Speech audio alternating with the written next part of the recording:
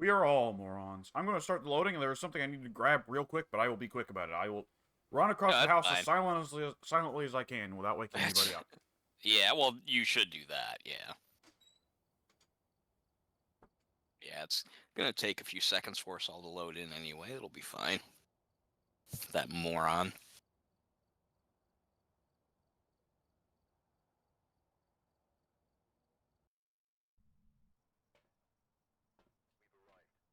I'm gonna take all the good stuff before he has a chance.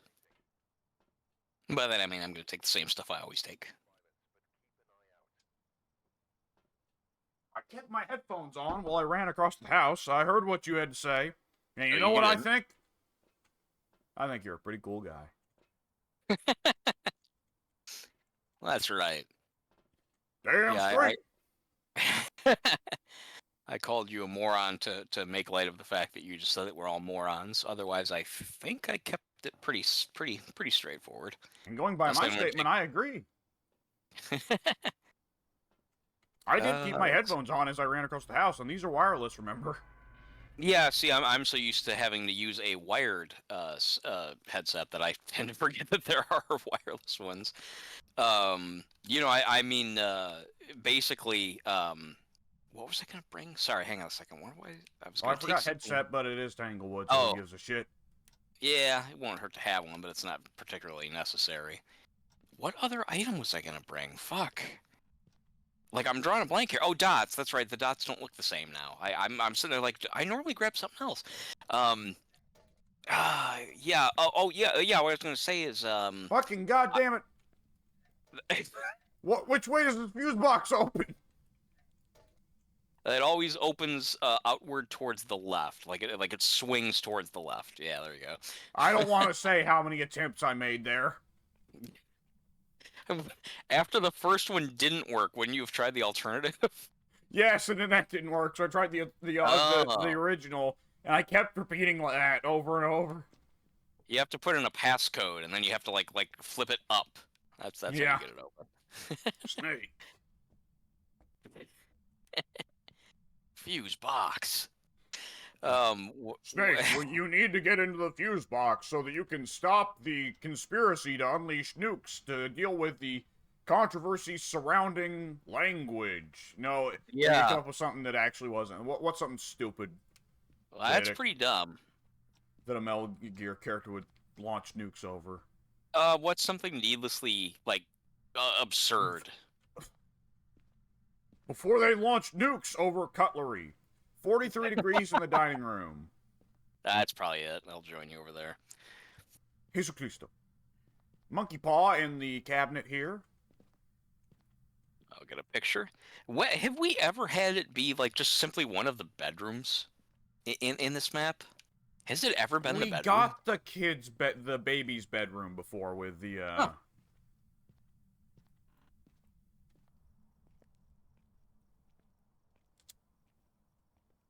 Hmm. Oh, did I? Right, I did. Before this, we even started this recording session, which is now 4 or 5 episodes in. For anybody who happens to be sitting at home, you poor bastards. Uh,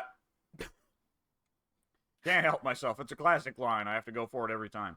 Uh, I did beforehand test out 7 Days to Die. That game Oh got a yeah. lot. That game got a lot more graphically intense with time. Because I I remember watching Achievement Hunter play it 10 years ago, and it was like, oh yeah, this game is neat. It's kind of ambitious, but it's fucking dog ugly. And let me tell you, it's a good-looking game now. I do not remember. I've only played it the once. I played it for maybe about a weekend, and again, Are I you here? enjoyed it. I'll I let you do that first. I heard it. I got Spirit Box, and then right in front of me, I got Dots. Oh, cool. Okay. Twofer. Yeah, Yeah. yeah. Proceed. Yeah, I was just gonna say that I played it for about a weekend, and I definitely enjoyed it. Other than, as I mentioned to you before, the main conceit of after 7 days, you just suddenly, like, I wouldn't even mind if in the game, just after 7 days, a horde just like appeared like in the distance, like beyond even your field of view, Well, and that's sort how of like, State of Decay halfway does it. Yeah, well, exactly. See, to me, that's I think how it should be. But no, like when I played it at whatever state it was in at that time, literally just I'm like building my house, and then like I didn't even know what was happening at first until I looked up that that's why it's called what it is. I'm building my house, I'm like Blood starting to Moon. structure it or whatever, and what? Blood Moon, the game calls it, because Blood I did in Moon, fact go in yeah. there. I went in, I started a multiplayer game, and one of the settings is time between blood moons, which can run from, 1 day to whatever, and also disabled. And I set it to disabled. Yes. Yeah, see, at that time there was no such option. So I'm sitting there building my house, and then just suddenly, just literally, just like, what the fuck? The game just dropped a bunch of like 30 fucking zombies here, and all the work I'd done in trying to build the house, they just tore it up. And it's like, well, what was the point then? Why did I even bother playing this if I can't even make progress until like I felt so constrained by the time limit. I felt the game like that shouldn't have a time limit. You're supposed to explore and build shit. How are you supposed to build shit if zombies just spawn on you? Yeah. The timer runs out. Yeah, I hated that. So I quit playing it. And I thought, man, that's a shame because that it's a cool idea, big random world, blah blah blah blah blah. And apparently, at some point in between when I quit playing it and now, obviously enough people complained about that they made it an option. Now I'm more than happy to play it again. I tried it about 3 months ago. I just happened to grab a pirated copy. Just it's been a while. Let me take a look. And while I don't remember the graphical differences because it's been too long since the first time I played it, it definitely did look like a good game. I mean, it looked nice. I didn't remember it looking like dog shit though, so I probably played a better version than what the best friends had. No, the achievement hunters. Oh, I'm sorry. Yeah, yeah, achievement hunters. Best friend, there's no way best friends would have played that. Pat maybe would have put some time in, but Matt would have been bored out of his fucking skull by that game. Really? I mean, they played Minecraft once and spent the whole time shitting on it and saying, it was a fucking stupid, shitty game for babies and it fucking sucks. I thought that was just because just they didn't happen to like the Minecraft style. I guess not graphically necessarily, but just that kind of. I think it's a mixture of that, plus neither of them really strike me as survival game type guys. Ah, okay. And I'd say on top of that, it's combined with, it was 2010 or 2011, Minecraft was all the rage, and they were gaming YouTubers, so they were probably being asked every day, play Minecraft, play Minecraft. Yeah, I bet you're right about that, yeah. The Super Best Friends were notorious for the fact that they got rather anal when they were constantly asked to play a game. We'll deliberately avoid doing it just to spite you, and then when we're about to end our show in anger, we'll lament the fact that people who play the games that are requested and we aren't, they get more views than us. So, did I ever mention to you for Five Nights at Freddy's? No, Friday Night Fisticuffs. Oh yeah, yeah. They were EMF3, EMF3, EMF3. They were asked a bunch. Play Blaze Blue, play Blaze Blue, play Blaze Blue. Generally a fairly well-liked by its community fighting game that is considered, on some level, it's the guys who made Guilty Gear lost the copyright to Guilty Gear, so they had to make something else, so they made a knockoff of Guilty Gear called Blaze Blue. Oh, so that's what that's about. Okay. It is a fighting game which is intensely anime. Addy and I have both bounced off of it several times ourselves, but nonetheless, it has a very avid, very dedicated community. Sorry, not to cut you off, but I just now realized that it's the third one. I just got a UV. Ooh. Yeah, so I guess our hunt is over. Yeah, actually double UV. I got footprints, and now I got the handprint. So by all means continue, but I wanted to let you know that we can just start looking for the bone or whatever. You already found the bone. I did? Yeah. Which one was it? You have a picture up on the corkboard. Oh, that's right. It was the skull behind the bathroom. That's right. Okay, yeah, then oh, did we get the curse? Yeah, the monkey paw. Yeah, we're done. Okay, that's it. Wow, cool.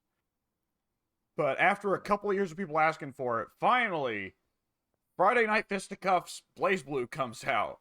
And you know what they do? I would assume they did something very mean-spirited or vengeful, spiteful. They start the game up and leave it running on entirely just cutscenes for 40 minutes while they talk about whatever else and ignore the game altogether. That's pretty petty. Yeah. A year I later, they finally played one of the games, and we're like, okay, yes, it was funny last time, and we're sick of people bitching about it, but we decided, fuck it, we'll play it. We'll go ahead and play it. Red Letter Media was asked for a while. They review a lot of shitty movies. That's kind of like one of their main. Oh, have you circled Phantom real quick? Yes, yeah. Thanks for Okay. asking. Red Letter Media, they review older movies that are like, hey, let's do a review of this and make people aware of it. They review shitty movies to mock them, like they gather around a couch and just like totally rip them apart. They review sometimes, like modern movies that are in the theater, stuff like that. So they kind of cover all of it.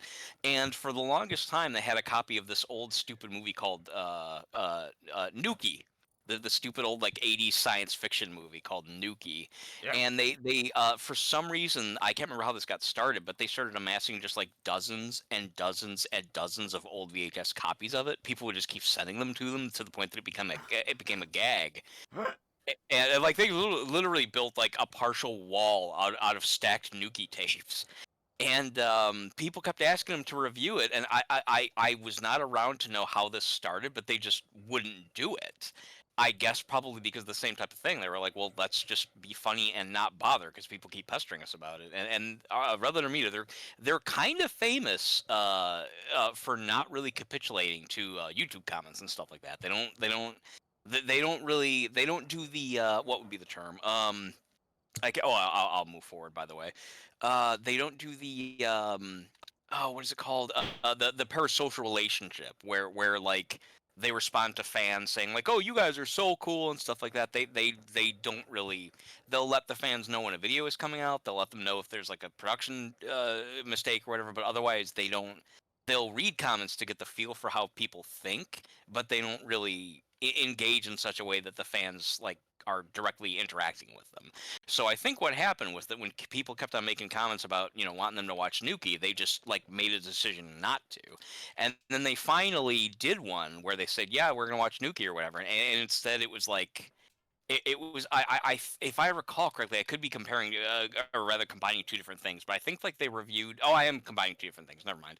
Um, yeah, I just ruined everything that I've just been saying. I combined two different things. I'm sorry. They were No, eventually. I get it. I do that all the time. Trust me. Yeah, there are two very similar circumstances. One of them, Oh, which is the headgear. really simple one. Yep, headgear, and I need to grab anything because I just started to walk out with an empty hand.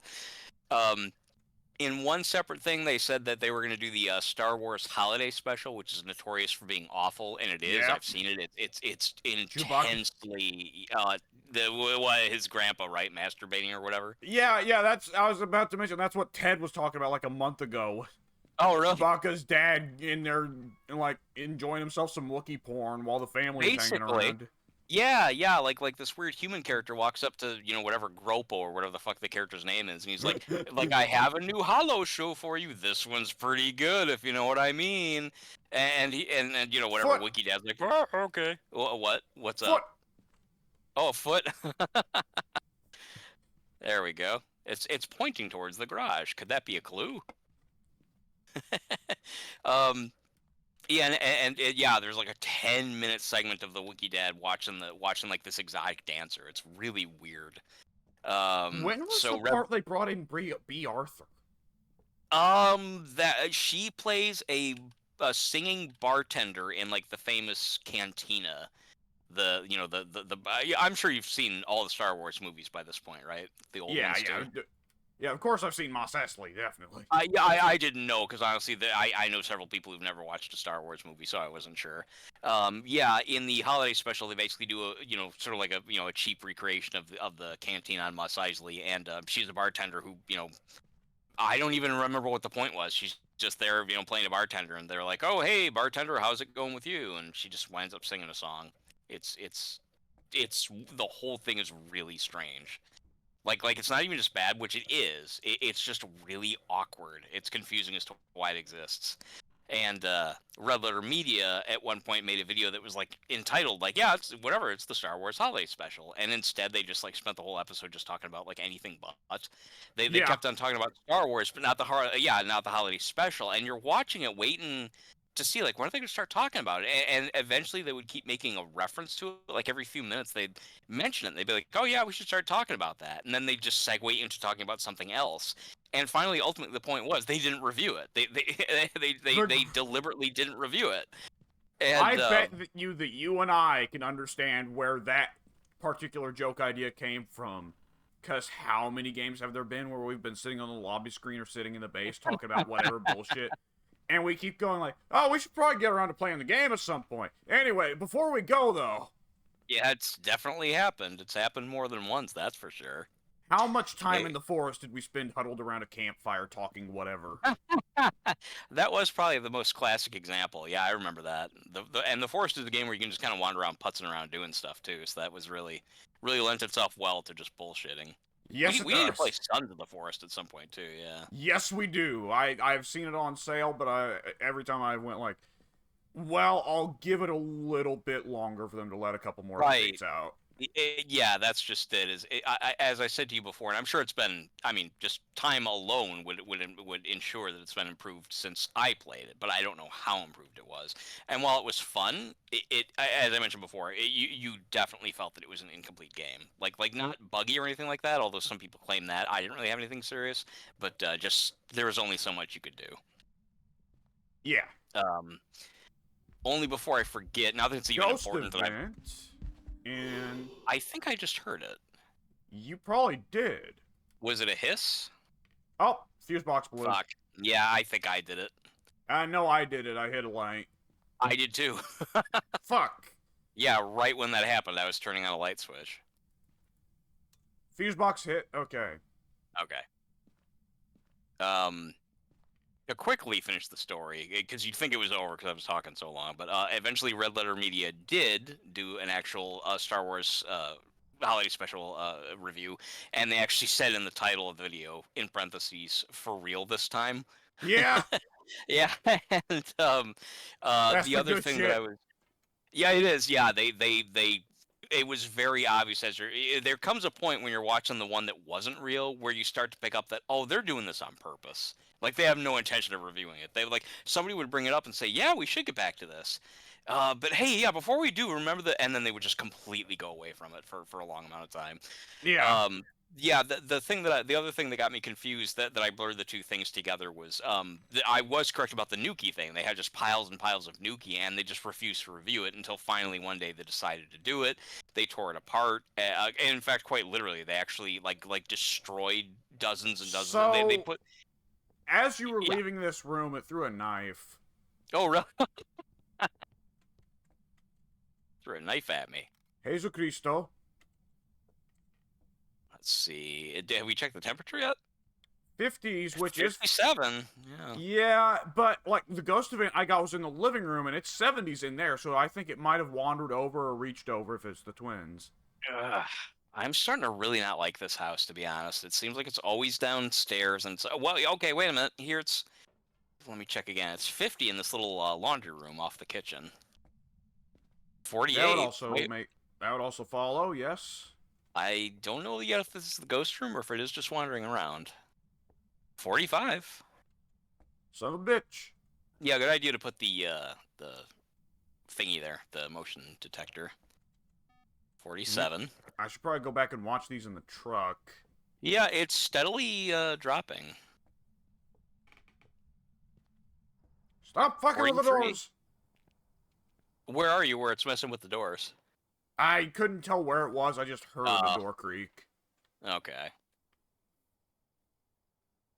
me check the kitchen now. Yeah, it's that little laundry room. I'll be. The kitchen's about mid to high 50s. The laundry room is currently 42. So that means it's not traveling in between the kitchen and that laundry room. Otherwise, both rooms would be kind of chilly. Or at least closer together than like 15, 20 degrees. I'm bringing in kitchen, dots, and a sound sensor. You're bringing the kitchen? I'm bringing it into the kitchen, yes. No, you said I'm bringing the kitchen, the dots, and the sound sensor. Once I use my beefy mega robot arms, yes. Hello there. It just shut the door and hissed.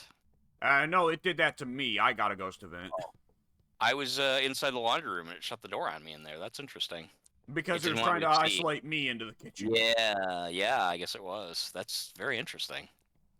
Let me see. I took a sanity hit of 10, so it's not Oni, because I touched that shit. It's not Oni or Phantom, because I touched it and I looked at it, and I did not get any spectacularly low sanity drops. Okay. It is a very active ghost, though. I still think that's a random personality element that's rolled differently for every I individual ghost we hunt. I do not know. I It don't, very just well might be. sometimes we get, like, for instance, shades. Sometimes we get some shades that even when we step out of the room don't do much. Other times we get shades that, like, as soon as we're all in the truck, we look at the activity chart and it's just like going up and down and up and down, all kinds of shit, right? Yeah, that is true. Conversely, like I Demon or Revenant, who you would expect to be more aggressive, sometimes fairly peaceful. Other times, very aggro. yeah, I guess you're right. It probably is randomized. Like on one hand, I don't know why it wouldn't be, but I don't know. Shit, the lights just went out again. Like, none of the ghosts actually have, like, any behavioral traits that say, like, less active or more active, you know? Yeah, that is true. I got a ghost event. It was kind of startling, actually. The whole kitchen turned red, and there was loud crying. And I was like, "Where's the ghost?" And I looked down, and it was like right at my feet. It's like the crawling female ghost. It was like, ah. Yeah, it looks like an old lady of some kind. Oh, to me, it looked like a girl. Oh, but I didn't get a look at the face though. Dots. Dots, okay. And it's I moved the camera into the laundry room. I'll probably have to switch it from where the dots are because I think the dots are probably going to blind the camera the way it's faced. But I'm getting another one. okay, Along with an EMF and a spirit box. all right. Excuse me. Is dots the first thing? Did we get other evidence? I don't recall. I think dots is the first thing, yes. Okay.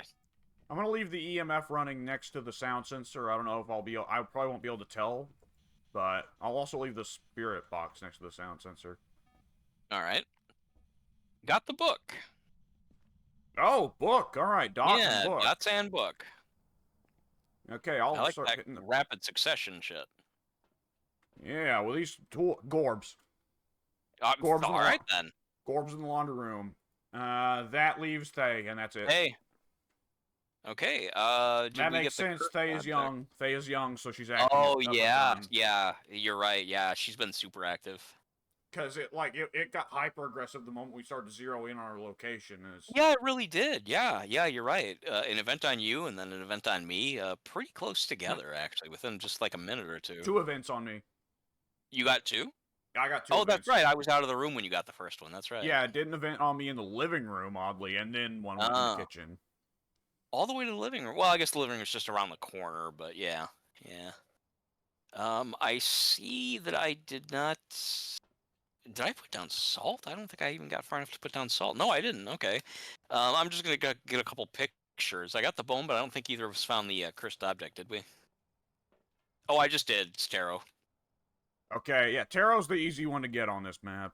Yeah, fortunately. We do have a challenge for the parabolic, but if you want to do that, you better do drugs before you go back in, because if we get below 75, we would be below her hunt threshold. Okay. No reason not to, really. I will go in there with the parabolic. You can continue calling it parabolic. I honestly don't know which one is right, but to me it seems like it would be parabolic. We should look it up and determine that. So one of us isn't a fool. It's an item you can get in Metal Gear Solid 3, I know that, and the characters do call it by name a couple times. I just don't remember how they pronounce it. Yeah, I don't remember when do you God, it's probably impossible to say when you get it. What, Metal Gear Solid 3? Yeah. Oh, and 3. I'm sorry. I don't know why I was thinking 5. I think maybe because we were talking about 5 earlier. Yeah, I still have yet to play 3 for some reason.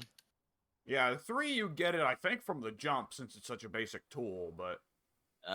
I don't remember getting it in 5, but in 5, since you can customize your loadout, that would have been something I ignored.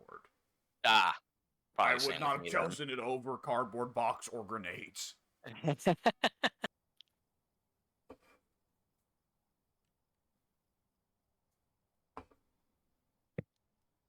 Yeah, Activity this is up. I was gonna say she's still on the move for sure. I saw her show up on dots a couple times. She just opened a door. I'm waiting to get a picture of her since she's been showing up a good amount.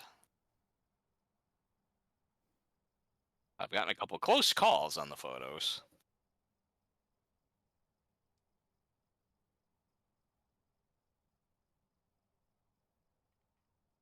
Matt Ghost Lady. There, I couldn't get a better picture than that. Yep, that cleared it. Good. I was hoping so. Shit. This is a 1-star picture of the laundry machine. Is it possible to get a 1-star picture? We only... Oh, Yeah. yeah, I only just now saw, yeah, you got a 2-star picture of ghostwriting, and the book's not in the picture at all. Oh, one of those. Yeah, the lights were off. I wonder if that affected it. I wouldn't think. I mean, obviously, to the naked eye, to a human eye, you'd think, okay, that's a shitty picture. I can't see it too well. But I didn't think the game considered lights a quality factor. Maybe it did. Does. That's a good question. Yeah, because again, the lights were off. I was able to see the book. Unlike what's shown to you, the book did appear in my picture, but it was dark. Oh, by the way, you did get parabolic as well. Okay, yeah, I was going to ask about that. I heard it, but I wasn't sure if, I don't know. I guess I'm not always 100%. There's only one salt in there that hasn't stepped in, but it's, yeah, You yeah, know, I it's guess just we now can move occurred to on. me. What does it look like when I'm holding the cross? You are, it basically, as you are holding out your hand, the rightmost, I don't know what the word is, whatever, the part that sticks out, as you're looking at it, the part that sticks out to the right arm is basically resting on your thumb. Okay, I was wondering, but my character's still holding it like a pistol?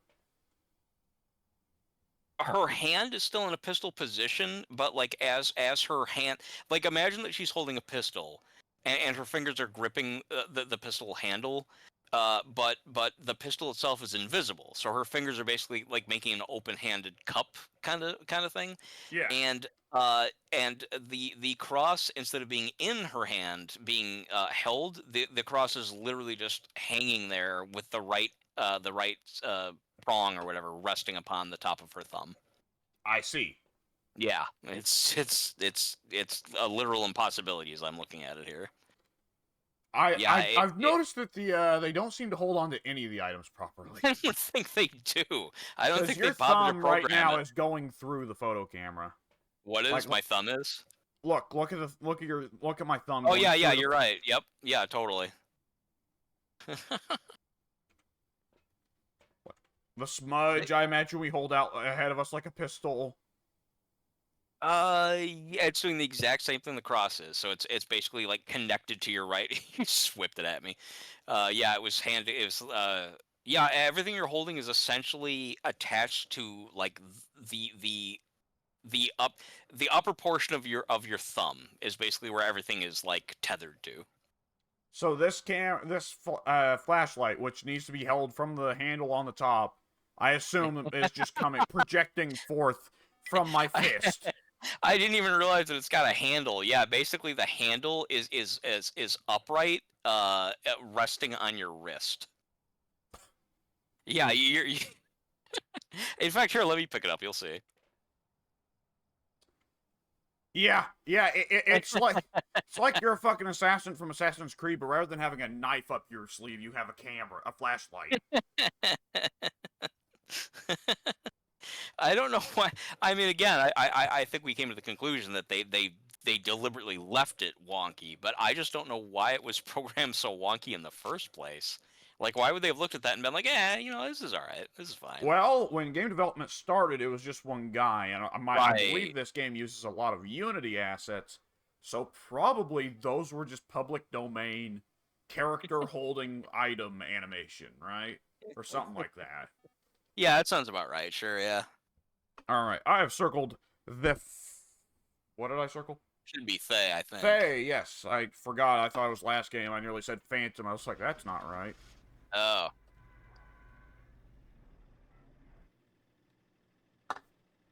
Yeah, I'm glad that ghost picture was a 3-star because I got it like right there, right in front of the damn camera. Very good. Yeah, that actually was a pretty good one. And I'm glad it was in a unique room this time instead of that fucking hallway. Mm-hmm. The hallway and or the piano room. I'm so tired of that. There's a whole other side of the house, whole other floor you guys can use. I Yeah, don't I think mean, it's ever been in that little. Go ahead. he'll go upstairs, but it always goes in the baby room. Uh, I think. yes, yeah, it has been up there a couple times, I think. Hmm. I don't know if it's ever been in that little laundry room before. All right, I propose we hit Willow one last time, then we wrap it up as I am getting very sleepy and I am feeling my capability to perform conversation degenerate rapidly. Okay, yeah, you did say that your schedule, your sleeping patterns is a little screwed up now, and I know how that goes. Yeah, I think I'm gonna probably play Dynasty Warriors for an hour, turn my brain off, and then sleep. Yeah, that's kind of how it was with me playing this. It was like, you obviously have to still pay attention in this game. You have to think, stuff like that. But I was even thinking about playing Dead by Daylight earlier, and I thought, I just don't want to I don't want to be competitive. I just want to just relax. I just want to play something that's fun. And I have to, like I said earlier, I don't want to have to think of new mechanics. I don't want to learn anything. I don't want to have to fiddle with control settings. I just want to just play something, you know, easy going. Yeah! Basement. Yeah, like, Fuse box basement. oh, okay. I'll grab I was gonna headset say just in basement. case. Yeah, but, oh, what did I, right. That little bit I did play of 7 Days to Die, it was funny. I spawned on just like a road next to a house. Wander into the house. There was 2 rather obese zombies. I beat one to death with my bare hands, and then you popped in us. So it's good to know we can do that. Yeah, the first time I played it, I started with either I found it or I guess it maybe was in my inventory by default. I think I had like a pipe or a plank of wood or something like that. Typical kind of standard zombie defense items. That probably would have been a Um, lot quicker. yeah, I remember that the combat system was a little weird. Like you had to kind of like lunge when you swing in order to make contact and not get hit at the same time, something like that. Yeah. But I don't remember. I think maybe even because of that, I never attempted to go and fist fight one, which is really kind of a funny thought. You don't want to go throw your hands in your zombie's mouth. Yep, but I just kept punching the obese woman zombie in the nose, and eventually she went down. And unfortunately, she was unfortunately Pregnant. she was wearing unfortunately she was wearing a skirt, and Oh, they did model the stuff under there, which really? yeah. That's a Well, surprise for a game like that. Wow. I not I didn't Oh, like not check. graphically like in Conan. No, I mean she was, Oh. but like they did model in like the panties and the whole deal. Oh, okay. I see. Yeah, And that's why I so was surprised. every time I got a Sorry. knockdown on her, I was getting flashed. It sucked. I remember when they were making the Castlevania game for the Nintendo 64. They have a female character in there that's got a skirt, and when she jumps up, it kind of flutters a little bit. And the designer said something like they had to adjust it because like you were able to see too much of her panties, or they didn't say that specifically, but they were like, yeah, it was kind of too revealing when she jumped or whatever. And it's like, really, you're Japanese and you're saying it was too much? Wow. I would think that you'd shorten the fucking skirt. That Castlevania has not been a super sexualized franchise, depending on the entry, I No. suppose. Yeah, it didn't. It was a very straightforward horror, just Romanian horror, universal monster horror type of game for like the first man Ghost turned on the decade. computer, the gaming computer. That It's in the I boys' rarely room. ever see that. Okay, yeah, I'll head back there now. I Yeah, come here. rarely ever see that. It's fucking Ghost great. playing some Fortnite. He's got the 3 monitor setup. Oh, cool. Okay, We got a ha, StarCraft Pro in here. that's pretty neat, actually. I think when we last played Willow with Addie, it was the boys' room. Yes, it was. Yeah, we were in Because here we for a figured out we while. could do this. Wait. Yeah, Wait. and he was sticking the the motion detector on the ceiling. Yeah. ceiling motion sensor. The tier 3 one wouldn't be bad for that, honestly. Yeah, yeah. In this case, it'd be okay. No particularly cold temperatures yet. You know, cold-ish, but nothing super. Yeah. Hmm. What are you thinking? I don't remember. You said, I want to say something about some other game, but I don't recall what. Okay, it happens. A couple times tonight I was talking about something and then I forgot. I lost the plot.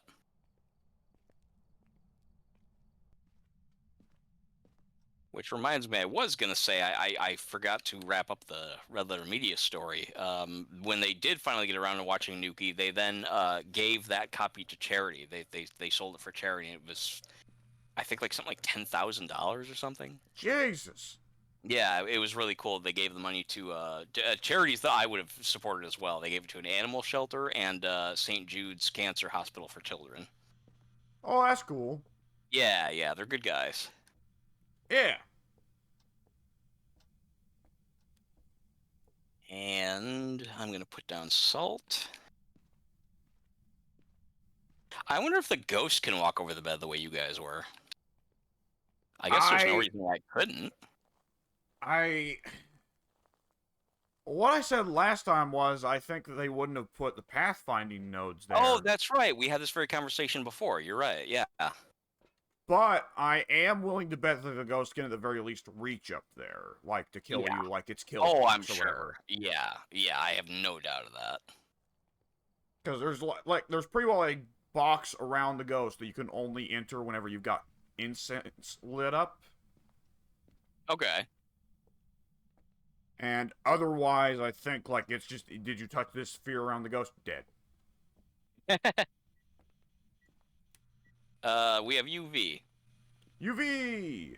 Yeah, it left a footprint, and I was not able to get it in time because I put my camera down. It'll probably step in another one. Yeah.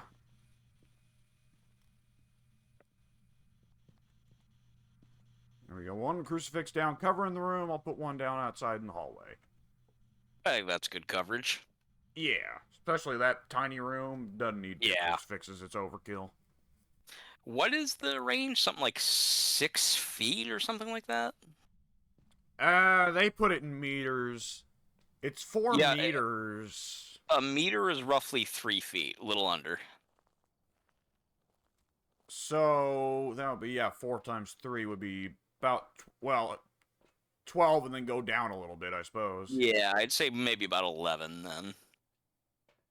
I know Dead by Daylight is everything in meters. They're Canadian, so fine, fair enough. But yeah, they'll say something like, "Oh well, whatever. The range of this character's perk is 5.5 meters," and I'm like, "Okay, wait, that's about 15 plus the 3 is okay. Yeah, so about 13, I think." It's frustrating. They need to adapt to American standards. Yeah. Probably should learn metric at some point. It really does seem like the better system. Yeah. Just barely missed it. We got dots. Ooh. Yeah, UV and dots. Always just barely missed the picture.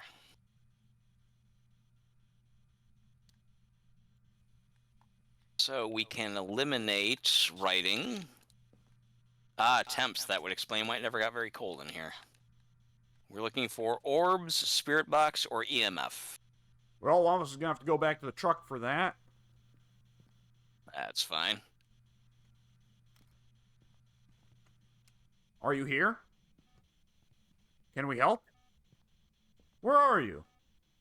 Are you old? Are you young? Where are you? How did you die? Can we help? Can we help? Are you friendly? Are you French? Nothing. Orbs. Alright, I figured as much when I asked 8 or 9 times and it gave nothing. Yeah. It is the Banshee again. It turned on the sink. Oh, I can get a picture of that. in the If I'm bathroom. fast, did it just do it, or did you just happen to notice as you walked past? It just did it. As I was passing by, I heard the faucet turn on. Okay. I might have gotten it in time.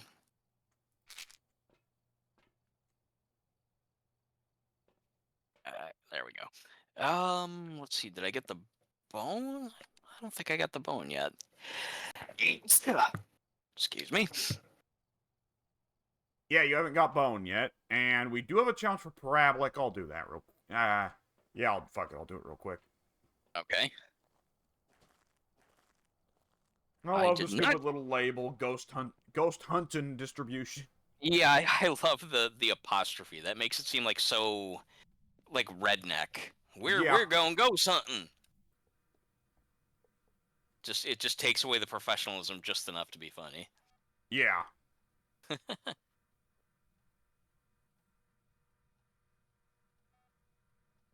I guess it's not a big place, but I guess that bone could be anywhere. Oh, I just found it. Huh, funny enough. All right, got the bone. Yeah, Taro was in the living room, so whenever you're ready, we're good. I am listening for parabolic. Okay. I'll put down more salt while you're doing that. I might as well do something else.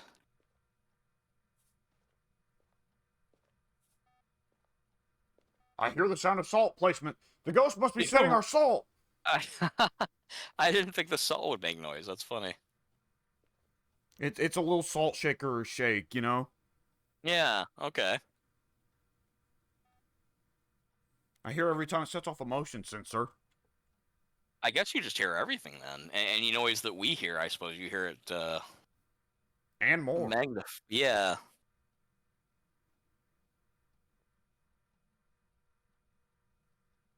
Well, now it's not stepping in the extra salt.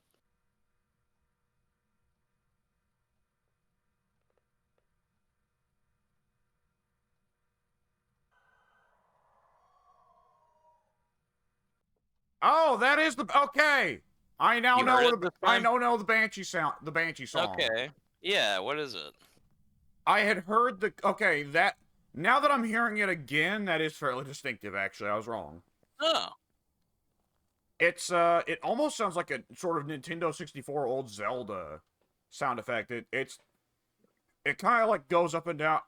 Like okay, I don't know if I could properly imitate I know this. it's probably hard to imitate. Like let me take a drink first. I need to yodel. I'm not sure I could even do it. It's kind of like ow. No, I can't do it. Okay. My I'll have throat's. to look it up. I've been doing too many silly voices and shouting too much today. My throat is too scratchy. Did it sound at all like singing, like they said it does? Uh, it really sounds more like what you'd expect, like a zombie in an N64 game to sound like. Okay. I'll Like, definitely have to hear it. like my brain when I heard it, my brain perfectly envisioned those zombie enemies from Ocarina, right? The zombies I'm thinking of, and I'm probably thinking of the wrong thing, but the zombies I'm thinking of make like sort of like a. Oh, are the ones that jump on you? Yeah, They yeah, scream to jump on you? Oh, okay. That sounds like a woman screaming. If I'm thinking of the same thing you are, which is kind horrifying. of. I'm not saying that to dispute you. I'm just saying like, oh, that's bad. Yeah, yeah. Hmm. I mean, I can hang on. I could probably just pull it up on YouTube and then put it in your Steam messages, which would be the simplest way of doing it. Yeah, I suppose so. Well, actually, I guess I can just always go look it up. Just Phasmophobia banshee noise or whatever, Yeah, but instead I'll of put it having in to your have Steam you do it. messages so you don't forget. Yeah. I'll be Which looking it that up for reminds. myself, as well.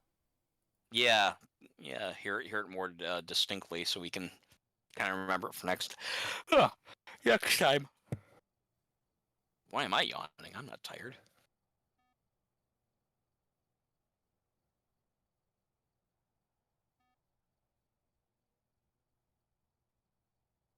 Hmm.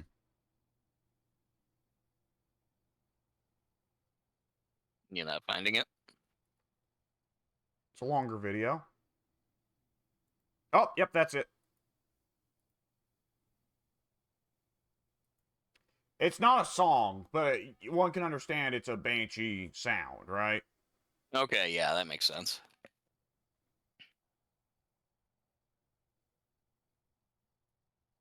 All right. Well, let's see. Gain some I was important knowledge. It's okay.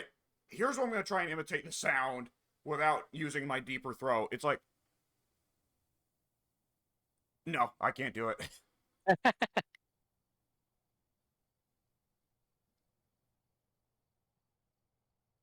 I would just hurt myself somehow. I know I would.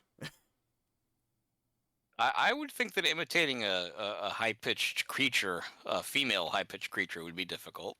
Yeah. Like, I'll it head up. follows a tone or like, ow, oh, or something like that. You get the idea? Yeah, yeah, I It do. starts higher and then goes a little bit deeper, but it kind of sounds. It's less a sing and more a wail. Okay, yeah, I think I can. Wail whale, not whale. Yeah, As no, animal. yeah. it doesn't hurt to be specific, but yeah, I figured. Well, whales Because also whales are known do to make make noise. Yeah. Yeah. That was a primary plot point in one of the Star Trek movies. I'm serious. That was like a driving plot point of Star Trek 4. There's an alien probe that the characters find in space, and it's like it's I can't remember exactly what it's doing to a nearby planet. It's like somehow affecting the planet in a negative way, and they try and figure out what it's doing, and they realize that this probe is making a very strange noise. And they're like, "What is? How can we figure out what this noise is?" They go through the computer banks and everything, and they finally match it up that the sound that the thing is making is a whale song. And they're like, well, this is the 23rd century. There haven't been whales in whatever, like 200 years. And so they need to travel back in time to retrieve some whales, bring them to the future so they can Oh, communicate with this. Yeah, I'm not making any of this up. so It's good wait, though. It actually works out. Yeah, but go ahead. Go ahead. is this where that clip comes from of Spock fucking Vulcan nerve pinching a guy with a boombox? Yes. Yes, it is. Yes. Okay, I've seen that clip. Yeah, they're riding a bus in San Francisco, and there's this punk just making loud. He's playing his radio loud and being a general obnoxious fuck. And Kirk and Spock, who are completely. The movie's actually pretty funny because it takes these characters that are normally very stoic and it puts them completely in this place that they're unfamiliar with, and they're dorky and they're wearing their uniforms and they don't know how to speak slang to people, and yeah, they're Kirk's yelling at the guy like, "Can you turn off that damn noise?" And the guy literally just gives Kirk the finger. So Spock just kind of quietly leans over and nerve pinches him and knocks him out. And the crowd's like, "Yeah, thank you." Didn't the guy Yeah, with the boombox go on to be someone significant? he did. I don't remember who, but yeah, he's somebody who became somebody, and that's gonna bother me now. I think he I'll became look like it up. yeah, yeah, because I know he's not just some random nobody. I think he probably was at the time.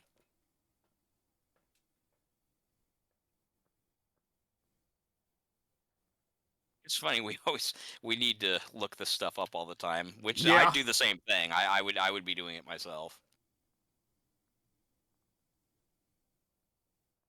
Oh, the cast page isn't formatted properly. Are you what are you looking on IMDb or Wikipedia? Wikipedia, yeah. Oh, and it's not formatted properly. That's unusual for Wikipedia. They're usually pretty tight about that kind of stuff.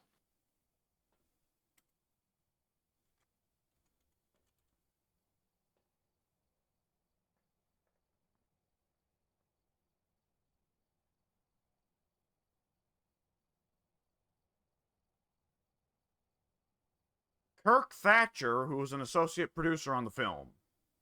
Oh, okay. He also worked on a variety of other very successful films. Oh, interesting. He definitely didn't look like an associate producer type. He had to shave his head into the mohawk. He had to convince the other producers to let him play the role. Okay. Yeah, he honestly seemed like I mean he's only in the movie for like 90 seconds, but in those 90 seconds he seemed like a legitimate punk. Like, I never got the impression they just got a guy off the street, but it's like, yeah, that actor, I buy him as just a, an extra who played a convincing punk. I would have never thought that he was the associate producer. He was a technical assistant on the Industrial Light and Magic Creature Crew for Return of the Jedi. Oh, wow, okay, that's pretty big. Leonard Nimoy chose him to be the associate producer on Star Trek 4. Yeah, Nimoy directed for. Yeah.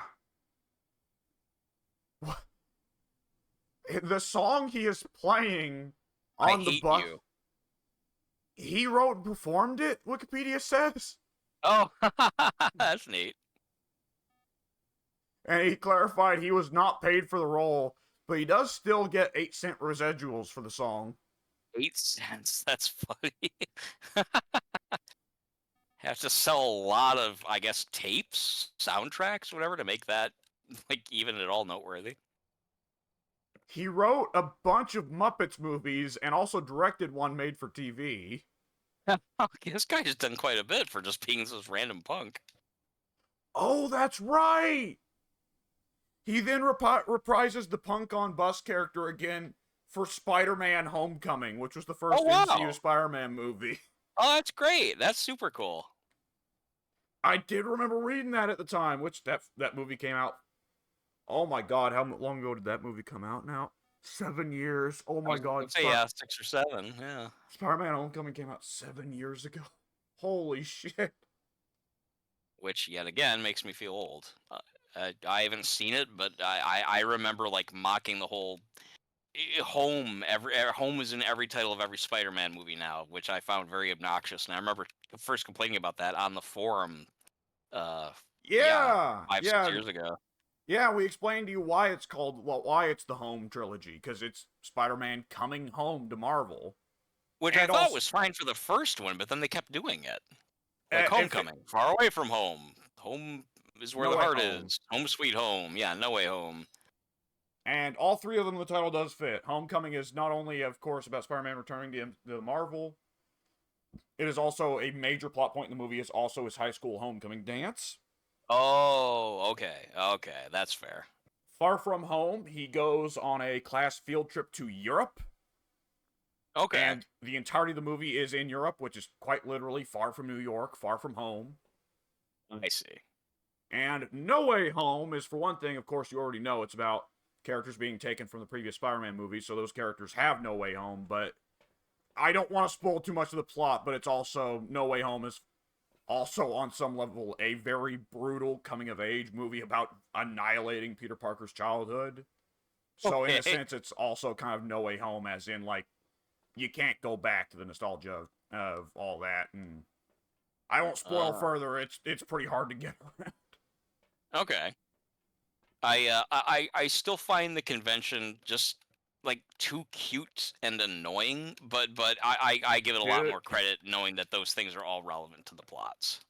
Too cute and annoying is what has largely killed the MCU for the last couple of years. I've been hearing a lot of talk lately, a lot of talk about people being fed up with both DC and Marvel. I know DC, like obviously, like Marvel's totally underperformed, like significantly. It bombed, and Aquaman's barely going to make back what it costs. And naturally, people who I guess hate the idea of comic book movies Only more than one I do. superhero movie did well this year. That was Spider-Man, wasn't it?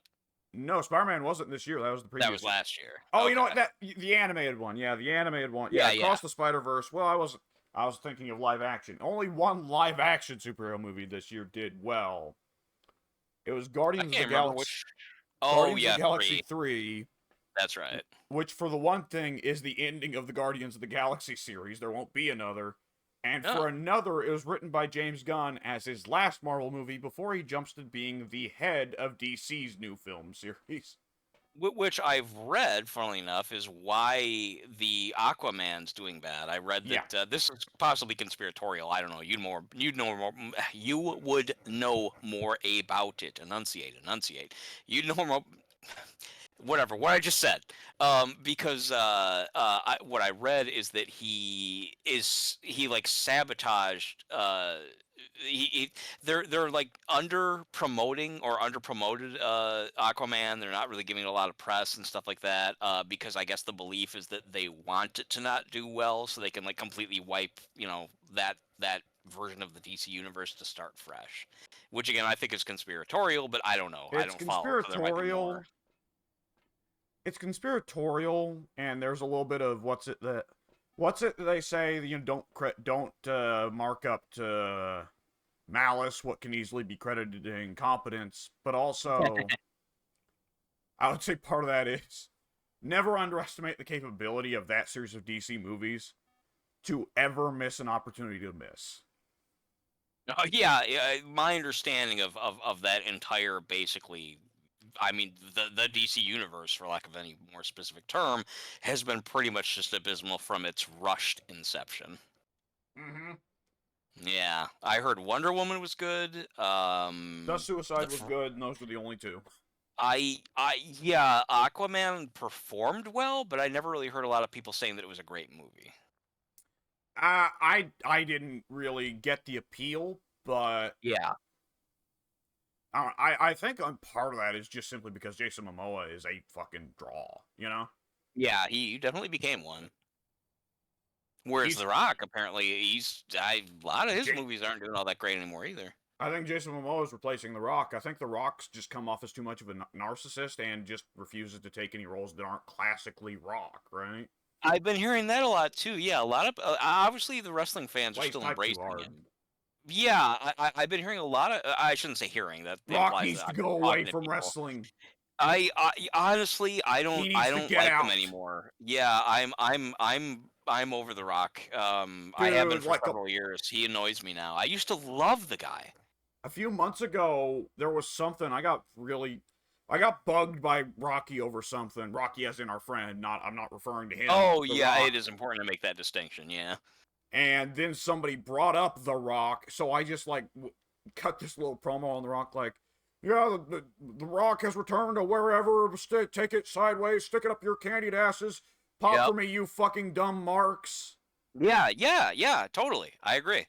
And the words that I then typed out were, I have a strong feeling that give it a decade and I'll have the same vitriol for Rock that Mike does for Austin. I don't know. At least The Rock was at one time a really good wrestler, really good performer, entertainer, etc. I could never say that about Austin. I know people loved Austin. I never Austin got was at one time a highly overrated performer. Yeah, right? Yeah, there you go. I love when people act like the stuff he did in WCW was golden, underappreciated work. Yeah, everyone seems to think that like Austin got this really raw deal because he was like this rising star and WCW didn't recognize. Like based on fucking what? I have yet to have anybody like post this magical Austin WCW match saying like, look, right here, it's the proof. Look at this 5-star epic. No, no one ever. No, they don't exist. And also, this bears mentioning every time someone says, this guy's underappreciated. It's like, well, there needs to be a space up top for him to begin with. Let's look at the top of the card at WCW in the early 90s. We got Sting, we got Ric Flair, we got Terry Funk, we got Vader, we got Great Muta, we got Arn Anderson, we got Lex Luger. Is there space for Steve Austin up here? No. No, not really, no. And he left there because he felt underappreciated, and then and again, oh, he was so great. Well, how come he didn't set WWE on fire? I mean, only when I've said this before, and I'll say it until I die. Himself started a job to him. Yes, that's just it. Yeah, when they decided to give Austin, I've said this so many times. How could the guy have fucking lost when he's given a job of beating up the boss all the time? Like that's not gonna go over, right? They give him the screw job. Yeah. So what about the screw job? Say what? After the screw job too. Yeah.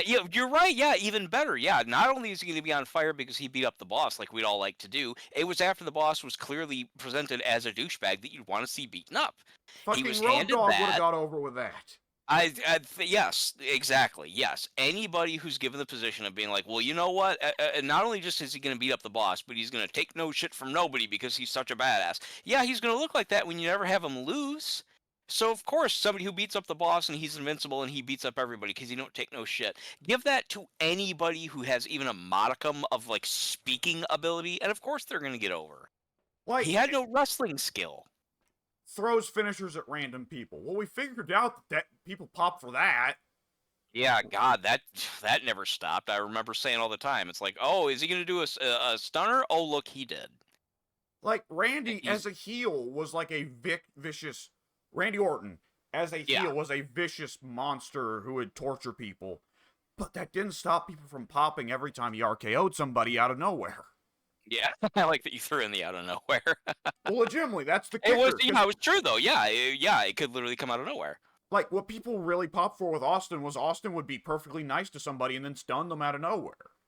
Yeah, There would be a guy who was perfectly nice, did nothing wrong to Austin, right. Yeah, that perfectly was often friendly, the cool. case. Guy's a babyface. Austin's also a babyface. Austin just stuns him for the sheer hell of it. Fans pop because it's Yeah, like, oh my god. he did it. He did the thing. He did the thing that he does. Yeah.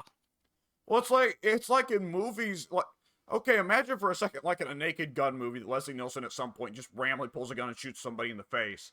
Obviously, that's horrible. But in the moment, it's so fucking out of nowhere that it's hilarious, right? Yeah. Like, that was Austin, his primary principle for getting pops. Just do this thing out of nowhere. God, he was given the easiest job. Beat up the boss. Uh, look invincible, which is very easy to do when you're booked to never lose. And When you do lose, yeah, it's dirty. yeah, when you do lose, it's dirty, and it's rare enough that everyone's going to be pulling for you to get your revenge, which of course you're going to. And what was the other thing I was going to say? Oh yeah, and then have a finisher that you could just pull out of nowhere, Yeah. and yeah. And other than that, I can't blame him exclusively for this, but other than that, all he had going for him was catchphrases. Yeah. 316 because I said so. Drink beer. Yeah, okay. Yeah. I'm over it. I'm over it. It's just like I going back to the Rock. I'm over the fucking Rock. The other day I saw I heard about it first through Jim Cornette, and then I watched the clip. I was really irritated how this played out. It was the thing of Jinder Mahal, right? Yes. You still watch, I'm assuming. Yeah. Yes, Jinder the Mahal Jinder comes Mahal out. stuff has been hilarious. When he came out, I watched the clip when he came out and said, I'm going to piss you guys off or whatever, and he sang the national anthem in Punjabi. I thought that was one of the most creative uses of heel heat I have ever seen. I thought that was such a neat creative gimmick. Like I'd never seen anyone do something like that before. Like, yeah, you guys are booing me. Guess what you just booed? That was great. It pissed me off that the crowd was relatively silent, but then hit the Rock's music and oh my god! Yeah. Fuck you people. Fuck And then not you. only does Rock do the spine buster and the people's elbow, which the people's elbow has entirely lost its meaning, because it was supposed to be the finish that Rock used to show off. This guy's effectively dead. I can get away with doing anything. Okay, Yeah. but Rock, why are you now doing it to people that are obviously fresh and have only taken one or two moves? Well, because now it's a power move. It's been established as the finisher, even though it never finished anybody. What? Yo, why would that finish somebody? I know, yeah, it's the most ridiculous. I mean, to be fair, there's been a lot of dumb finishing moves, but that's I think classically considered one of the corniest. He only got away with it because he was The Rock. Well, because it started out as pretty well a victory dance before the pin had Yeah. happened. Yeah. Yeah, absolutely. But like, And and of course, as always, like what gets said every time, like, okay, Rock, motherfucker, you don't have to come back to work tomorrow. He does. yeah, you'll probably remember I was complaining about this when he came back for the what I think it was WrestleMania 27. No, it was 28. 27 is where he came in and interfered with the finish with The Miz. It was 28 where he had the first of two once-in-a-lifetime matches with John Cena. 28, he Twice comes in a back. lifetime. Yeah, twice in a lifetime, only once. It was 28 that just really got under my skin. This is not unique to wrestling, but in this case, it really bothered me that he showed up in January. He just, oh, The Rock's back, and he was just like, I'm going to be in the Royal Rumble. It's like, based on what? You just walk in and say it's going to happen, and then they just like, does that not defy all the logic of wrestling that in this fake sport where you have to earn your shot? Oh, this guy's popular. Let's let him just walk in and declare that he's going to have a big match. that bothered the hell out of me that he just, yeah, The Rock says he's going to get a slot at the Royal Rumble and go to WrestleMania. Yeah, yeah, yeah. Well, I mean, like, should he have not maybe earned that spot by beating a bunch of guys first? Isn't that how Yeah, this works? And now he's doing it again. I told Should I be at the head of the table? Oh, he's going to fight Roman Reigns. Why? How did he earn that? Why does he deserve it? And then you look outside the universe as an actor who's only like not even a part-time wrestler, he's a cameo wrestler. Why even that? Why does it like he doesn't deserve it even in universe, and out of universe he deserves it even less. He's not a wrestler anymore. Why should he get the shot? I will at the very least say that if like Michael Jordan said he wanted to come back and play a couple games now, they probably would let him. But Oh, of like course. nonetheless, like it's like it's supposed to be like, okay, well this will be either. I pray to God that Rock is not the one to end Roman's reign. I know, yeah. They're again, Jim Cornette and them were talking about it. They're like, well, this kind of like, what does that, what purpose does that serve? Like, okay, it's a 3 or 4 year heel championship reign. Whoever is going to win it, my God, the pop. Yeah, it's gonna be a big deal. And there's already at least one or two people that deserve the spot because they're wrestlers who have built to it. Yes, yes, and that's Rock. Like, okay, I remember last year I was saying Cody cannot win at WrestleMania 39 because right now it looks like he's stealing Sammy's spot. Sammy is the top babyface of the company, not Cody. Okay. Yeah. So Rock And is now it's coming moved in. around. Yeah, Rock when it is, should be Cody's spot. he's stealing it from Cody. He's stealing it from LA Knight. He's stealing. Oh yeah. Sammy Even CM has. Punk. Even Look, I would not personally advocate Punk win it, but Punk would make a reasonable like, oh man, this is gonna be a big WrestleMania moment. Yeah, and like Sammy, the last time Roman and Sammy had an interaction, Sammy unambiguously was on top, and the clear message was Roman is scared of Sammy and considers Sammy to still be a very legitimate threat. Okay, so it makes storyline sense for that to be the match. So it's like, so Roman's cucking 4 guys. But because it is now ASW, All Samoan Wrestling, The Rock is now going to be apparently, he's at least been teased. I don't know if they're going to go ahead with it, but he's clearly, like I said, he came back and I said, oh, should I be at the head of the table? And everyone's like, yay, it's The Rock. Of course you should beat up Roman. Wouldn't that be cool? No, it really wouldn't. No. The real trouble with it is that I know Rock would not sign up for a squash. Yeah, I agree. Could you imagine night 1 of WrestleMania 40? Put it on night 1 so it's not the final main event. Could you imagine night 1 of WrestleMania 40? The Rock versus Roman Reigns, and they both get huge cinematic entrances. The Rock's got like big lightning titantrons. All this, Roman comes out and he's all dolled up in like Samoan tribal stuff to say, hey, I'm the true chief, all that. All right, ring the bell. So Roman just spears him out of the gate, pins him, 1, 2, 3, leaves. That would be completely unprecedented. I don't think The Rock's ever been jobbed out anywhere near nothing like that. Nobody jobbed out Eric Rowan like that. Oh, they did? The shortest WrestleMania match in history was an impromptu one at like WrestleMania 35 or 36 or maybe 33 or 34. The Wyatt family went out and said, fuck you, Rock, get out of here. Yeah. Oh, yeah, and with The Rock on them. There you go. Yeah, so Eric Rowan was like, fight me, Rock, and Rock was like, okay, yes. Ring the bell, yep. Rock bottom, pin, 1, 2, 3, leave.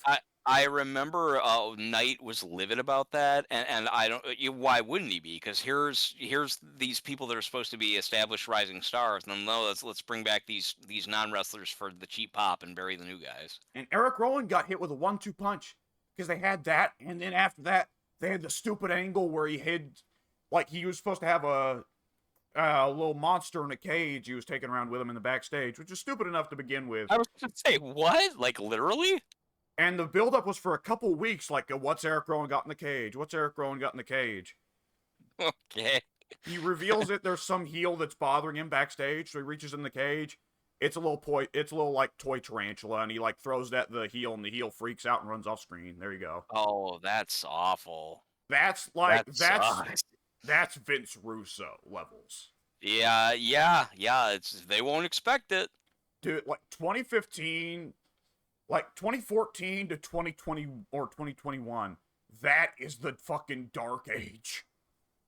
Yeah, that's also around the time that they were pushing Roman hard and people didn't want As a him. baby face. Yeah. Whew. Yeah, that's I remember at that time, I remember the kind of stuff I was And doing, like where yeah, go ahead.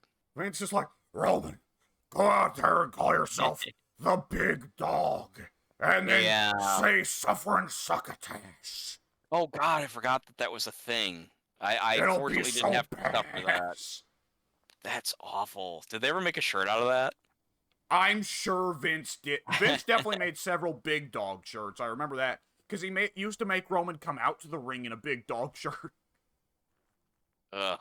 And Roman had to wrestle in that fucking SWAT gear for his entire face run. Which is Yeah, so he did. goddamn stupid. Why was that stupid specifically? Like, You're a I don't disagree with you, wrestler! but Why go oh, out in okay, yeah. SWAT gear? Yeah, I thought maybe it was something more in the universe that you had a problem with, but yeah, in the literal physical sense, yeah, why would you be out there and swat? I mean, to be fair, Big Boss Man, I have to play devil's advocate. Big Boss Man was no longer. I mean, he was in real life at one point, a prison guard, but he wasn't when he was a wrestler. So why go out in prison outfits? Well, like, even that I could get, because, like, Big Boss Man, it was clear, like, his whole job was being the enforcer for the corporation at one point. And another point, like, the whole deal was, like, almost kind of, in the Golden Age, almost kind of building on the idea that, like, he kind of still is a prison guard. I suppose, yeah, they did, yeah, they did make it seem like he was, like that was his day job, and it was like, well, hey, you don't want to mess with this guy because he's a prison guard.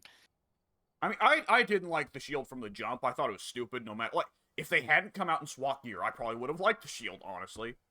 But, like, SWAT gear really did that to you, huh? You really hated that. I think it was supposed to be like, oh, they're like a paramilitary group for wrestling. But I'm like, yeah, but they're not coming out with guns and shooting whatever wrestlers displease them. Why are they in SWAT gear? If they're the if they're the fucking NWO invaders, have them go out in like regular street clothes, like the NWO Yeah, did when they were attacking people. they need to be prepared to take bullets Yeah, in case someone fires at them. What were they even shielding? What did they exist for? they said it at one point, but it was a really Who flimsy fucking explanation. remembers? Yeah, The whole they're the thing was supposed to, shield. the whole thing was supposed to put over Dean Ambrose. Oh, Boy, is that what it was? he was the one they made leader. He was the one they gave a singles belt to. Rollins and Roman had to share the tag Oh, belts. oh, okay. And like that's of course cosmically funny because like yeah, Ambrose, that was the star out of that trio. Right on. Fucking that gamble worked out. Anyway. Yeah. Yeah,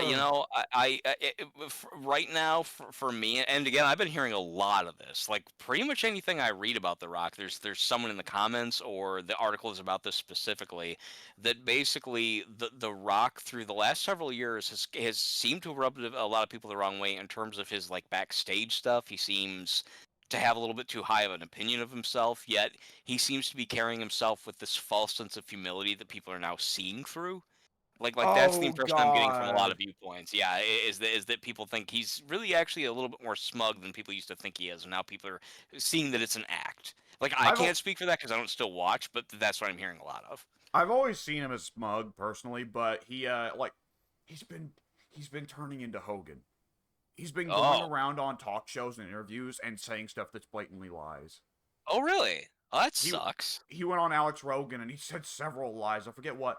I think one of them was one of the classic Hogan lies of trying to make up some story about how he was gonna go into MMA but didn't. Oh shit. Okay. Which that's of course the great thing about the Hogan lie in that case is that Hogan claimed to be fighting in Pride. When Pride not only has he never been in Pride, but the time period he claimed was the '80s, where Pride did not exist. Fucking dumbass. Oh, it's delightfully stupid. Ted Yeah. hadn't heard until I told him just yesterday about the Harley race lie that Hogan tells sometimes.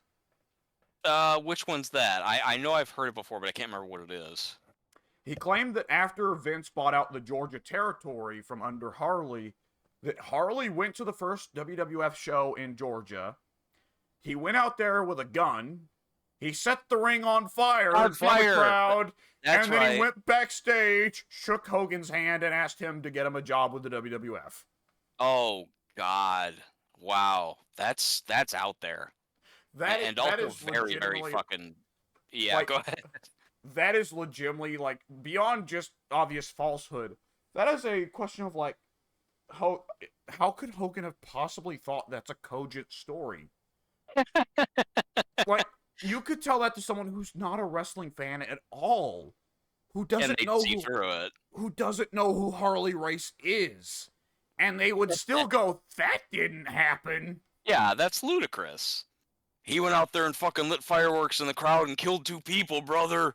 And then he asked me It was, for a job, brother, after yeah. telling me how much you respected me, brother. Fucking asshole. Oh man, I saw Rocky on the Discord earlier. I guess old Nick Rooney got arrested again. Oh, good, good. I'm legitimately glad about that. As long as he didn't hurt anybody or fucking paralyze him again. What did he do this time? I don't know what Nick did. I don't give a shit about Nick. But old Rocky, God bless him, was coming on and talking about how awesome it, like, unironically, like singing Hulkster's praises because Hulkster showed up to the whole thing and said that Nick's girlfriend was complaining too much and that one of the cops should shoot her to put her out of everyone else's misery. Wait, what? Say that again? Hang on, What? let me pull up the exact post so I don't misquote the guy. I, Let's see. I lost track of who said what and why. Was Hogan saying that somebody should shoot Brooke? What? Okay, the That's what I exact interpreted. quotation. I am reading the exact quotation from Rocky here. Saw some clips of the arrest of Hogan's son. Hulkster shows up wearing the Hulk Hogan shirt and is disgusted by Nick's girlfriend, saying he doesn't know how the cops can put up with dealing with that shit. Talks about how she should shut up and asks the sergeant if he can just put a bullet in her. Oh my god, he did say that then. Okay, I thought I misinterpreted. Wow. So Nick gets arrested because of some beef with his girlfriend, and Hogan went and said, "Oh yeah, you should kill the bitch." I'm looking it up now because now I have to know why he got arrested. Yeah. Oh my I god. mean, presumably she filed charges against him for domestic, and Hogan wasn't buying it. That's what I'm interpreting. What? What? What? Hang on. Okay, I know by now to not click on most news sites because they have really suspect ads on the side that can give you viruses. But just this headline. Moment Hulk Hogan's son is arrested for DUI and his porn star girlfriend Tan. Tan? Hang on. Tana Leah breaks out in tears. Okay. Hang on, Well, I'll pull it up on so my far, phone. what's the part that Hogan wants her to get killed for? What sounds like she was supportive. Well, so it's her being a porn star, I'd expect that Hogan to be like, "Yeah, brother, you're a Nickeroni brother. Don't worry, brother. I'll keep her warm for you, brother." I'm sure that's how it started. Hang on. Yeah, I'm looking up Nick Hogan. Yada yada yada. Okay, on the phone because the phone can't get the viruses and the things. You can, if you have Firefox, Firefox has very easy to install ad blockers. It does, but I have the whichever one that's slightly slower to update, so I just try to stay careful. Okay. Nick was being arrested for DUI. He refused to take a breathalyzer. He's told that he fails a field sobriety test. Sounds par for the course for him so far. Police body cam footage. The cop says to Nick, "You almost ran over me back there." He then claims that he has not been drinking. His breath smells like alcohol because he was kissing his girlfriend. Okay, that's how alcohol works. Oh boy. It honestly sounds 1 a.m. He allegedly at 1 a.m. sped past 3 police cars at an intersection at 51 miles per hour in a 40 miles per hour zone. At least I'll give him this tiny modicum of credit. At least he wasn't crazy speeding, but that's obviously still, they can still pull you over for it. I would have expected like 50 in like a 20-mile-an-hour zone, given who he is. Hogan then arrives on the scene. Why, by the way? Why is he always fucking there? Like, why is he always hovering around his fucking kids? Well, we know why he's hovering around one of them. And Brooke, yeah. That's not lather wrong. the cheeks, brother. Gotta lather the cheeks. That's so Or- fucking gross. Nasty. The cop tells Hogan he's in custody. Hogan asks, "Did he blow?" The breathalyzer, I guess. Right, right. I was just sitting here thinking, how can I make that into a joke? And I thought maybe Hogan said, could he blow? You know, like blow the cop to get away with it, to get out of the sentence. What if he blew you? Then would you let him go?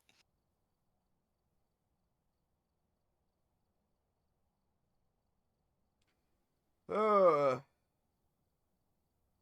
No word though on why Hogan wanted the girl to get shot.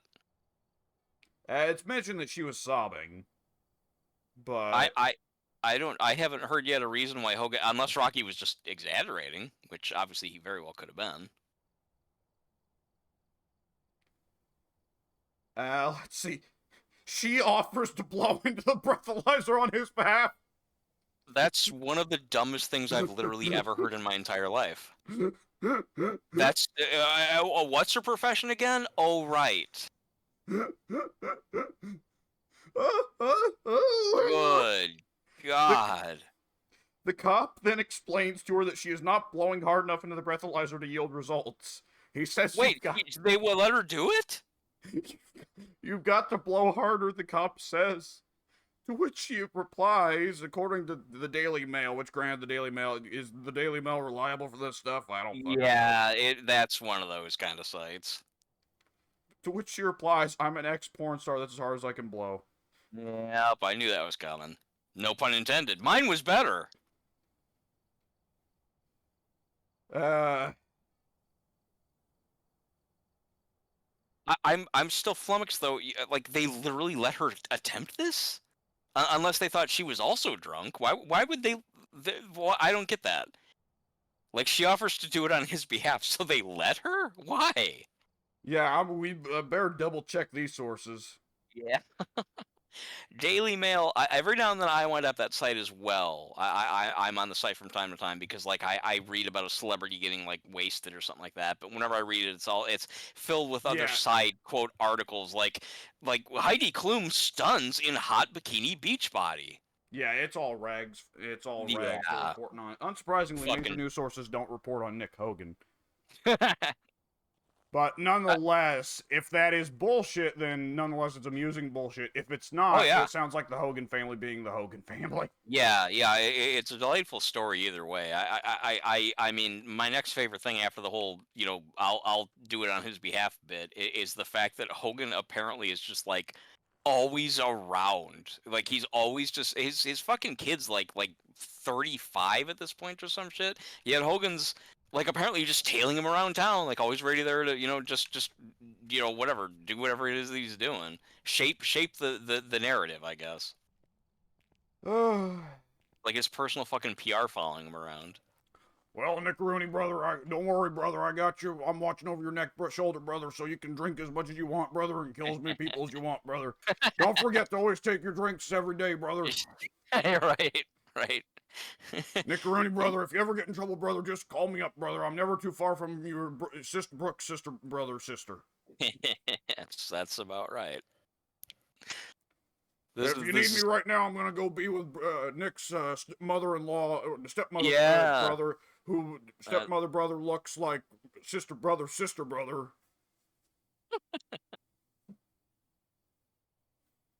Yeah. One love. Fucking. Yeah, right. Yeah, you got. Yeah, that I always love throwing that in because that's such a fucking weird, especially for an old man to be saying. That's like something like a teenager now would say without knowing what it means. Hulk's down with the kids, brother, dude, Jack. By the way, you are super not the obsession of the Banshee. I was gonna say because I while you were talking, I decided to use the tarot cards and I pulled death at least twice, and I was dipping in and out of the front door when I was doing it though, so I guess none of them took effect. But then for like the last 5 minutes, I've been running around wanting the ghost to start a hunt, and it never has. Nope, yeah, it's Banshee. It wants me. I guarantee. Yeah. I could even walk in and it wouldn't start anything, even though you're at 0 sanity, because it's just looking at mine. You know, I never thought of that then. Okay, yeah, it literally just won't even start a hunt then unless it's you. Yep. Wow. Okay. The whole time I was fucking around, I had forgotten it's been so long since we solved this case. I forgot that it was even Banshee to begin with. Hulk Hogan always ruins the post case. He does. He ruins everything. There we go. What was that all about? Just doing my little ghost taunt squats. Oh, okay. Yeah, I guess, yeah, we lived through that one by virtue of you happening to be the Banshee and me going out of my way to try and attract the ghost, and it didn't work. Yeah. Heh. Yeah. All right, then. I guess yeah, we can label this one a success. I break my spine just like Hogan did every time he did the leg drop.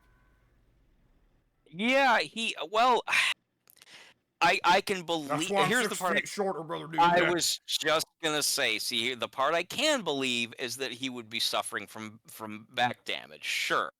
The fact, well, the allegation that he shrunk like 4 inches. No, dude, it doesn't work that way. You might be leaning forward a little bit more because your back's fucked up, but you don't shrink, dude.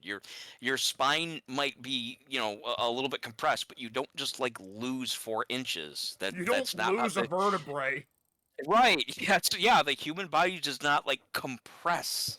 You don't become like more compact mass as you get older. It doesn't work like that. No, Asshole. brother dude, Jack. It was after I dropped the leg on Andre, after I body slammed him, and my back exploded, and his back exploded, and then he died. Then I brought him back to life until he died again in 1993 or whatever it was. Yeah. I resuscitated him right there in the ring, dude. The paramedics were crying, saying they couldn't do anything, but it was my Hulkamania, the power of the belief in the Hulkamania. I had to do it for the little Hulkamaniac with cancer in the front row, brother. I couldn't. I Yeah. had to get over in front of the little Hulkamaniac with cancer in the front row, brother. That's probably the most obscene, is that he said that he went backstage at Wembley of all places, which Yeah. he verifiably was not at. Well, and it's the fact that it got worse. Yeah, that's what I was gonna First, say. the Yeah, lie was just simply, I was there in England. I was there at Wembley. I got to meet a little kid with cancer. It's the fact that he then went beyond and then afterwards claimed that at SummerSlam at Wembley, the Hulkamaniac with cancer died in his seat. died. Yes. Which you'd think would have caused something of a stir in the audience, but when you go back and watch the show, there's no such stir in the audience. Holy shit, someone get security. There's a dead child in the front row. Oh my god, there's a dead kid. Stop the show. What the fuck? Help. Doctor. We need an expert. Someone call Hulk Hogan. The power of the Hulkamania will bring him back. The power of the Hulkster compels you, brother. The power of Hulkamania shall enter you. He would say shit like that during some of his promos. I remember him saying like well, actually, no. To be fair, that was more of a warrior. I'm gonna take the devil. I'm gonna put him in a yappa pie strap match. I've seen that clip, but I don't remember who he's saying that to. Who is he threatening with the yappa pie strap? Is it not Flair? I kind of thought it was. Okay, yeah, maybe it is. He was, I mean, he clearly was insecure about Flair. He had to beat Flair all the time as often as possible. God. Yeah, so I would not be surprised. There is a short list of guys that Hogan, was extremely insecure about. Flair and Macho Man are both on that list. Oh, God, yeah. Yeah, I think I've asked somebody on the forums before, I think maybe it was an open question, if Hogan ever once lost to Flair. At least clean. I don't think it's ever happened. Yeah, that's... In fairness, Flair was a guy that never minded to take a pin, but I'm going to pull it up. Everyone who lost clean to Hulk Hogan. I'm going to look that up, because somebody did put a list together. Probably like 12 people. Who beat Hulk Hogan clean. There we go. Yeah. To be fair, Lex Luger was one. He surprisingly put Lex over. That was when he was Hollywood, and I guess he was a little bit more willing to play into it because he was a heel. I'm sure he got the win back tenfold. Well, there is this list on Reddit. Other than that, we'd be going with wrestling journalism sites, and I honestly trust Reddit more. Yeah, the Reddit one, which there are a couple disputes in the comments, but it looks like completely fair. It's actually then cited from. Well, it's actually then taken from Alan Cheapshot, who actually is a fairly decent, at least social media Twitter journalist. But Did you say nonetheless, Alan Cheapshot? Is that the person's handle? yeah. Okay. But the claim is that the only 14 people as Hogan lost I clean was to him: close. Bullet Bob Armstrong, Armstrong. Oh, yeah, wow. That's out of left field. Andre. Yeah. That would have been before their WWF run. That would have been back when Hogan Oh was a yeah. heel and Andre was a babyface. Yes, for sure. Inoki, again, Hogan was a Yeah. heel over in Japan. And he Tony probably only did it Atlas, because. Oh, okay. Yeah, Tony Atlas. Sure. Warrior, no shock. Yeah. Jacques Rougeau, Oh yeah. Jacques told because that story. That's because right. in Montreal, Jacques Rougeau was the primo babyface. Right. According to If Jacques, Hogan had beat him, then there would have been a fucking riot. Hogan was probably told that because the story as Jacques told it, Hogan very magnanimously approached Jacques and said, "No, you get the win tonight, brother," which is oddly generous for Hogan. So yeah, somebody probably went to him before Hogan, the show and said, "You better lose, dude." the stories I've heard paint Hogan less as, I mean, Hogan, I'm sure does genuinely think of himself as a nice guy, but Hogan sounds like the kind of guy who collects favors, and keeps track of who owes him, right? Yeah, I wouldn't be surprised. Because that was the gimmick with him lying to Taker and telling Taker that he hurt him with a tombstone onto the chair, right? Is he wanted Taker to be in debt to him. I would believe that. I've never heard that specifically, but that's perfectly believable. Yeah, Kurt Angle, which Go ahead. Hogan would have done a lot of his jobs. Hogan probably did just in like the early 2000s, coming back to WWE. Probably. I'm thinking that, yeah. Piper, when? I know. I'm sitting here trying to think when the hell did that ever happen?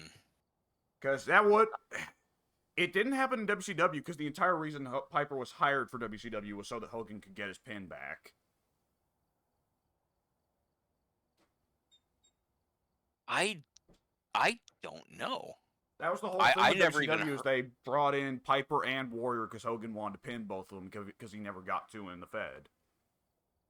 Jesus Christ. I mean, that's the only thing Warrior did in WCW. They brought him in, he jobbed to Hogan, then he left. Or they fired him, whatever. Yeah, he readily said that he said that in hindsight, if he said that no money would have made that worth it. He said clearly they made it sound like they were going to do something with me, but not. It was just there to placate his ego. It was a mistake. Sting, which is not a surprise, though Hogan still made it hell for Sting with that whole fucking going into the screwy finish. Yeah. Goldberg, again, not a surprise. To me, it's slightly a surprise because Goldberg was hot. To me, that would have been something like Hogan probably would have been too prideful to want to bend over for the new hot guy. So in a way, that kind of there's that, but there's also an argument to be made. Hogan was smart enough to job to a lot of guys where it wouldn't matter in the long run. Yes, that's very true. Yes, jobbing to Warrior did not matter in the long run because Warrior had such an ego that he was out within a year. Yeah, it's true. Goldberg, totally true. Had Goldberg, was that already by the point that Goldberg ended Bret's career? I don't know, actually. I wish I was more of a follower of WCW at that time, but I was not. See, The Rock, which is not I shock. would think so.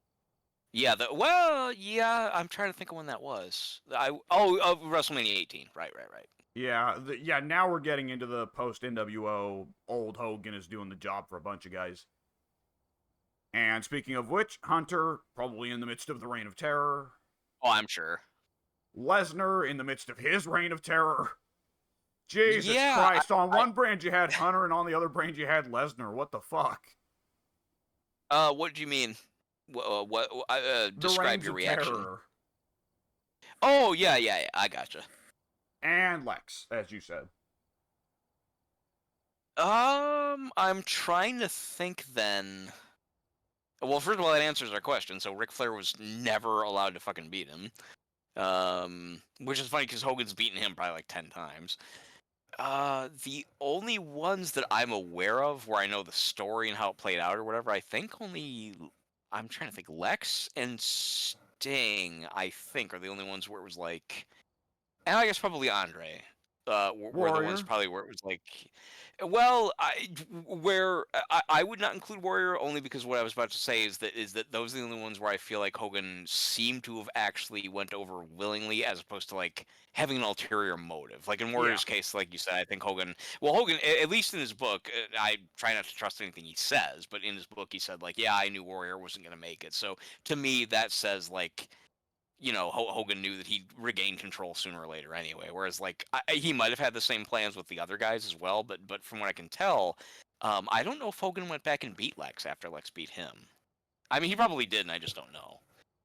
I would have to imagine because it's Hogan. At the same time, that would have been the Yeah. ass end of Lex's career. 'Cause Uh, after that, yeah. I'm Lex trying did to a think when few that indie was. spots, but that was about it. He won. Lex. Fuck. When did Lex? And there is an worth mentioning an argument in the comments. Billy Kidman. Because the argument is Kidman beat Hogan in a hardcore match. There's no such thing as winning clean. And the alternative argument is, well, as long as it's like no interference or no observable rules broken by the ref, it's still a clean win by the standards of the match.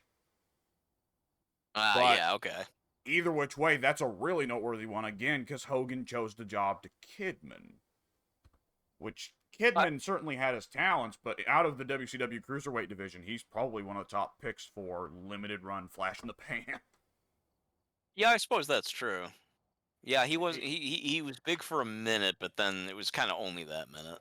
Yeah, it's not like, let's say, Ray or Eddie or Dean Malenko or somebody where it's like, yeah, this guy's got some real substance to him. Like, obviously, Dean Malenko was never going to be a star, but Dean Malenko was a guy that you could tell was going to stick around in some fashion. Yeah, I think that's fair. And Hogan didn't job to them. He jobbed to the guy in jorts who was mostly known for doing a flip.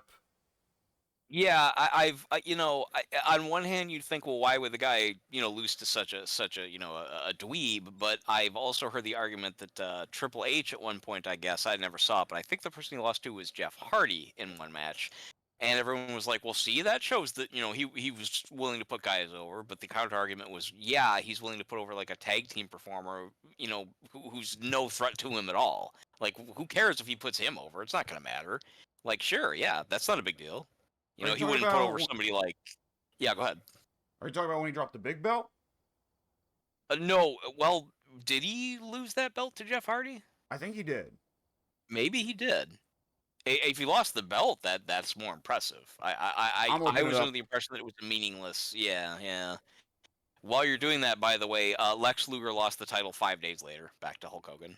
Nice. Yeah, Let's see. Yeah. Jeff was Big Gold champion twice and WWE champion once. Let me look it up. Let's see. Control F. Jeff. This is a wrestling podcast now. Deal with it. Yeah, I cut my recording a little while ago. Jeff won the WWE belt. Oh, fuck yeah, I'll cut this recording. You No, look it up doesn't Jeff matter. yourself, idiots. There you go.